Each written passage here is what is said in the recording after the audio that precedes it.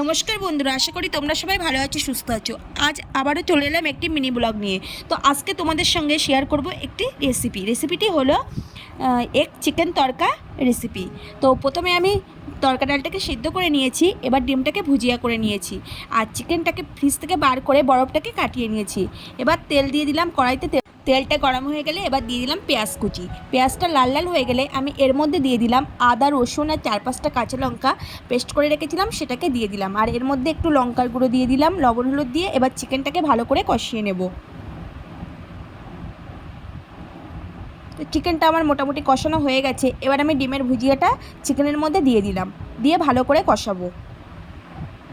তো কষানো আমার হয়ে গেছে। এবার আমি সিদ্ধ করা তড়কা ডালটাকে কড়াইয়ের মধ্যে দিয়ে দেবো, দিয়ে কিছুক্ষণ ভাজতে থাকবো। আর একদিকে আমি জল বসিয়ে দিয়েছি গরম হওয়ার জন্যে। তো আমার ভাজা হয়ে গেছে। এবার আমি গরম জলটাকে কড়াইয়ের মধ্যে দিয়ে দেবো। এবার আমি ঢাকা দিয়ে দেবো। তো ভালো মতো ফুটে উঠেছে, ডালটাও খুব ভালো মতো সিদ্ধ হয়ে গেছে।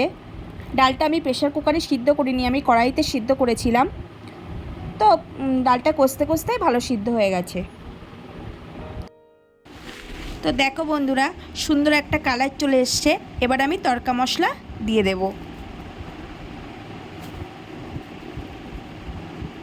তো আমার তড়কা রেডি হয়ে গেছে। দেখো, একটা কথা তোমাদের সাথে শেয়ার করব।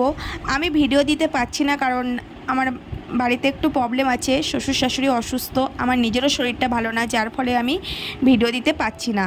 তো আমি যখনই টাইম পাবো অবশ্যই ভিডিও দেব।